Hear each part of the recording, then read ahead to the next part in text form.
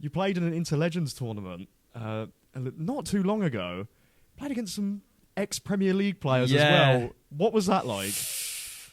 I don't even know. I mean, like it's one of those things where like I can't even. I look back and I don't think I've gone over it. Like it seems like such a small thing, but it's massive because ex-Premier League players. I mean, Stephen Ireland, just you used to watch these guys on TV and being at top level. For me, mainly Marc Albrighton, especially being a Leicester fan. Yes, Marc Albrighton Marc was there. Oh, he was incredible. I mean, went up to him, I was shaking. Yeah, I was like, yeah. I'm proving myself. But he was incredible. Is he as nice as he comes across? He's so nice, so nice. He was obviously like, he's a professional, so I know a lot of people went up to him.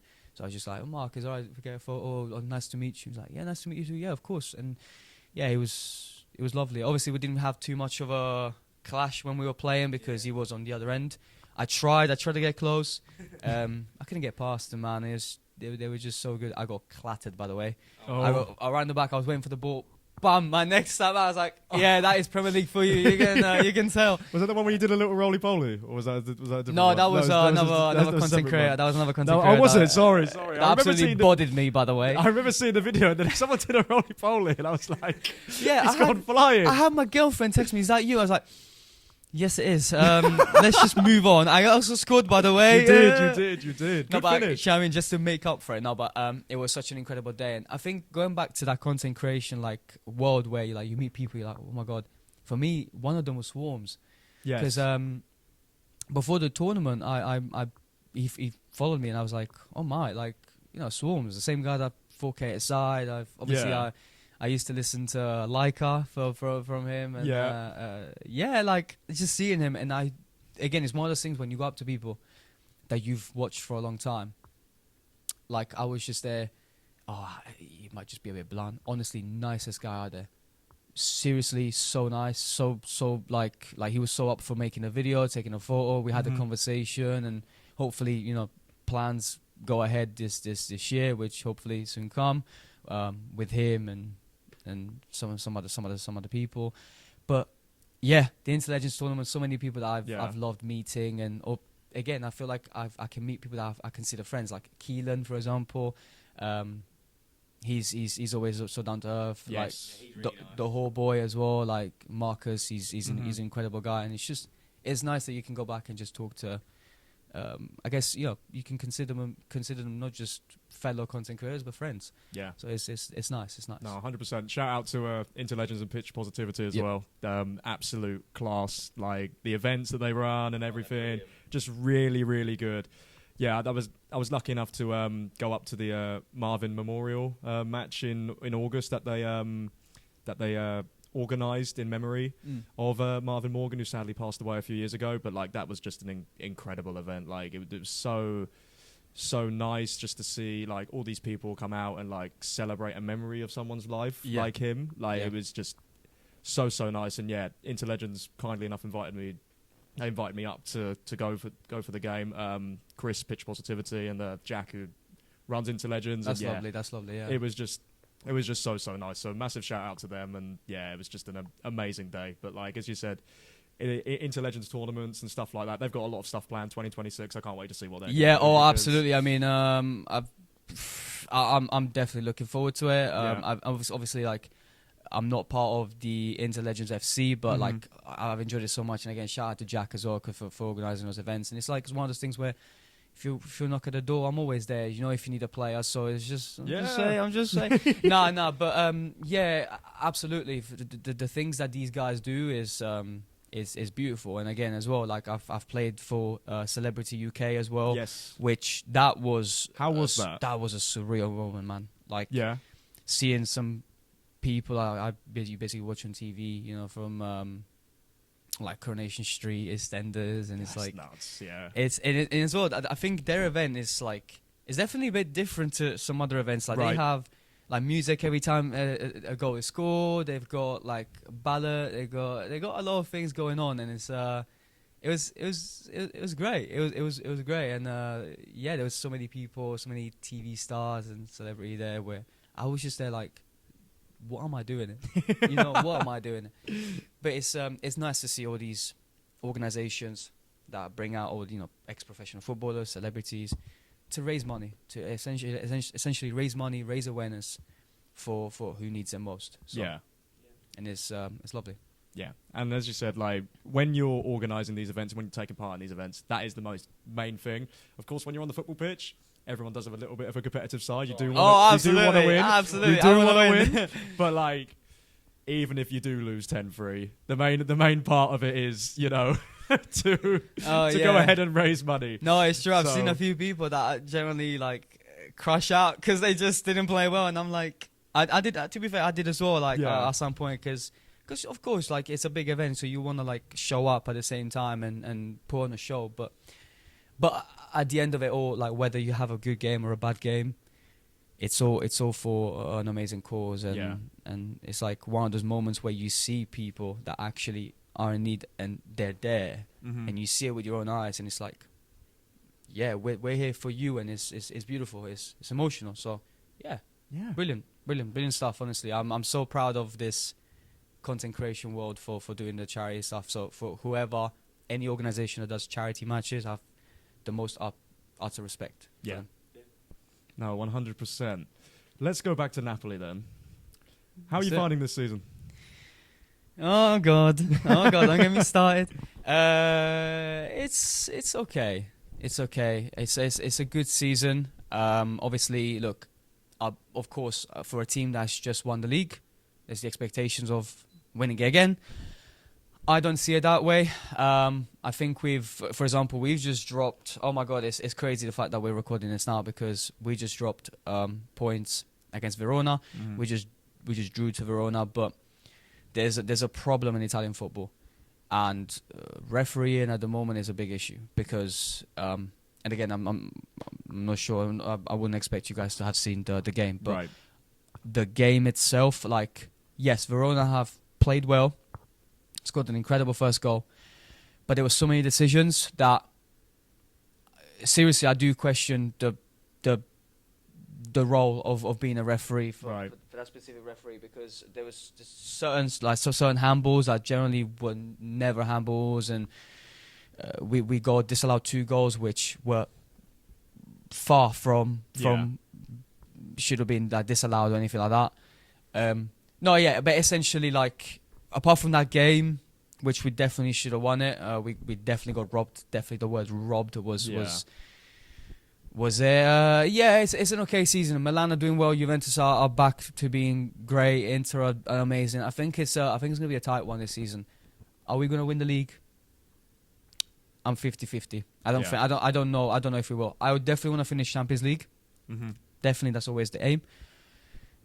But I can see AC Milan winning it this year. That's the way I see it, because they're very, very, very good. Very good this year. Do you think they're your biggest competition then, Inter Milan, this year? I mean, maybe. It's so hard with the Serie A, because with the Serie A, it's so competitive. It's hard to predict. It's so hard to predict. I think every single team, like even a team like Verona, like you'd expect a team like Napoli and be like, oh yeah, that's easy 3 points. Yeah. Nah, man. Nah, and I think it's nice because people, a lot, again, like I said before, people compare the Premier League to Serie A in competitiveness. Premier League is just as competitive now than it is as the Serie A. Like, oh my God, this year is fantastic. It's sick. I love watching it. Yeah. But AC Milan, incredible. I mean, Inter are always good. Juventus are definitely picking up points. They're definitely coming up. So yeah, those 4 teams up there. Roma, I think they're dropping a little bit at the beginning of the season. I was very confident for them. Yeah. But it's good to see with the Serie A. Yeah. I can't say anything else, but it's very entertaining to watch. I've been watching it more closely this year because obviously with Vardy signing for Cremonese, yes. They're doing. Yes.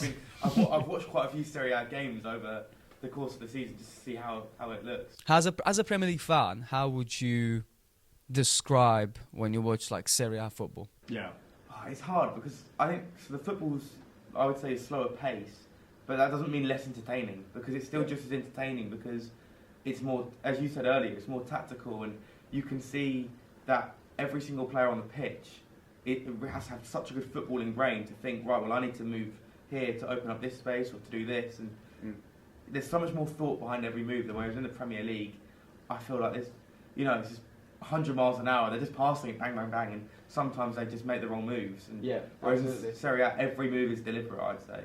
Absolutely. I definitely do enjoy watching both, of course, both leagues, but there is certain games I do believe that like they're honestly horrible to watch, because the thing is with the Serie A, it's like when you have an entertaining game, you're gonna have fun watching it. Yeah. But when it's a game that there's not really much happening, they're playing it safe, my God, it drags. It really does drag. And I will say it as a Serie A fan, I will say it. But the Premier League is like, it's constant output, every time just trying to build up the play. It's like I watched Arsenal-Liverpool yesterday. It was a 0-0 game. But it's so many. But it was good to watch. Like a 0-0 game, you're thinking, oh, nothing's happened. But it's so entertaining. So I think that's the one thing that Premier League definitely has over Serie A. Yeah. It's the consistency. Mm-hmm. So, but then again, when you get good Serie A games, you're gonna have fun. Yeah. I do want to ask a question about the Serie A managers, because I feel like it's different to every other league in Europe, sort of, because you've got like 5 or 6 managers, and a lot of them have sort of gone from Napoli to Inter to Juventus. They go round and round. How does that make the fans feel? Because I find it quite interesting. Because if I saw Jurgen Klopp rock up at Man United, I'd be absolutely fuming. But in terms of Serie A, if it was like, Allegri was Juventus manager, and now he's the AC Milan manager. Like Spalletti was a Napoli, and now he's the Juventus manager. Like, what are your thoughts on that? Yeah, it's just I was gonna make a really really bad example, but I'm not going to. It's one of those things where, like, at the end of the day, a lot of people have asked me, how do you feel about Spalletti? Right, when he first went, I simply just say, look, it's at the end of the day, it's a job. Yes, as a Napoli fan, I would, if I knew Spalletti personally, I'd be like, bro, what are you doing? Yeah, come on now. Like, at the end of the day, like, you need to understand the history behind. And it's the same with England. Like, for example, if you have a United manager, if they went to City, I don't think that'd be the smartest move. No. But I think at the same time, it's like how we were able to embrace Conte that went from Juventus to Napoli.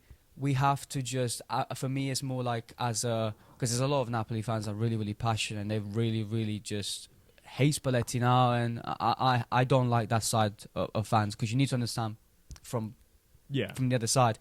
Yes, the one thing that Spalletti did, which made people react that way, is mainly because he was just saying, like, I'm never gonna coach another Serie A team apart from Napoli. Oh wow! And then then he went to the national team, which I was like, okay, well, he's gonna just be a national team coach. And going to Juventus. Lo and behold, he joins Juventus. The money speaks. The money speaks, and we embraced him really well at the Maradona. It was very satisfying beating them 2-1. I'm gonna be honest. It was very satisfying. Seeing Spalletti's face, and I'm like, is he gonna show his tattoo? Because he's got a Napoli tattoo on his forearm. That's crazy, man. I was like, go on, just do it. Show it to the fans. Show it to the fans. No, but I think overall, what I personally think about managers changing, again, it's like, look, it's their job. They have to do what they need to do. But I think some managers need to understand the loyalty behind the fan base. For sure. And it's not the greatest thing, is it? But no. Who are we to judge? Yeah. No, that's the thing. It's like, for us, when Rafa Benitez joined Everton, that was funny. That was great. Not a lot of Liverpool fans were very happy about it. But because he did so badly, we all loved him more. Yeah, exactly. Exactly. It's And that's so the thing with strange. Spalletti. It's annoying the fact that he's able to now pick up points for Juventus and actually, promising going to Champions League. But as long as if we finish above them, that's fine. You're just happy, If we finish below them, that's when it's like. Oh, it's a different story. But look, I'm always gonna say I will always have love for Spalletti. Like, besides all that, I will always love him because he is the manager that's gifted us Scudetto after 33 years. So I'm always going to be forever grateful. I'm never going to, shit on him, essentially. But the same, and Juventus fans should say the same about Conte. So yeah, I think as a general football fan, they need to appreciate what certain managers do for them. 100%. And it's like Mazzarri. It's like when Mazzarri came from. I believe he was managing Cagliari. I'm not too sure, but it's like when Mazzarri came back, he didn't do so well. But we'll always be grateful because Mazzarri came after Rea. Oh my God, that's back in the day, like 2012 or 2011, when Napoli were just a mid-table team, and Mazzarri was able to come to us and then just essentially got us to Europe, got us into Europa League for the first time ever in history. Well, not in history. Sorry, my bad. Oh my God, that's such a bad thing. We won the Europa League. Well, he got us into Europa League when it got first named the Europa League. So yeah. Managers going to other clubs, it is what it is. Just do the right choice at the end of the day.